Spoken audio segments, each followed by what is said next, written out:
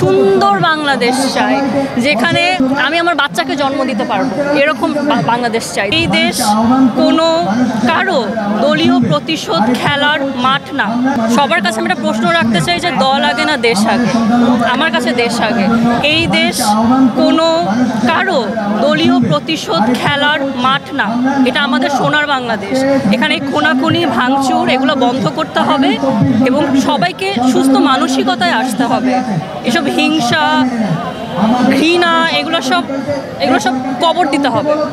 সুন্দর বাংলাদেশ চাই, যেখানে আমি আমার বাচ্চাকে জন্ম দিতে পারবো, এরকম বাংলাদেশ চাই। যেখানে আমি যেই রাস্তায় হাঁটতে আমি ভয় পাবো না, আমি মেয়ে হিসাবে যেখানে ভয় পাবো না, যেখানে আমি মেয়ে হিসাবে নারী হিসাবে সিকিউর ফিল করবো, যেখানে আমি মানুষ হিসাবে সিকিউর ফিল করবো, আমি এরকম বাংলাদেশ চাই। আমি কোনো কিছু দ্বারা ডমিনেট হতে চাই না, না রাজনীতি দ্বারা ডমিনেট হতে চাই, না আমি পুরুষ দ্বারা ডমিনেট হতে চাই, আমি কোনোভাবে ডমিনেট হতে চাই না, এবং আমি চাই না এই দেশের কেউ ডমিনেট হোক।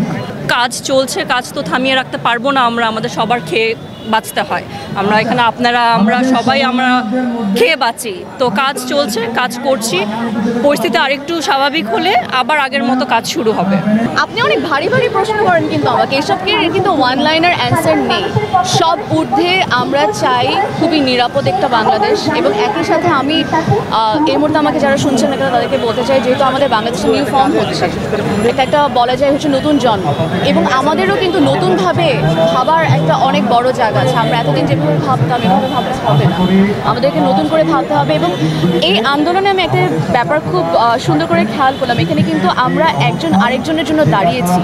এটা যাতে এই টাইমটাতে শেষ না হয়, যেটার জন্য সবসময় আমরা একজন একজনের পাশে দাঁড়িয়ে সুন্দর বাংলাদেশ গড়ে তোলার জন্য একসাথে আগাতে পারি।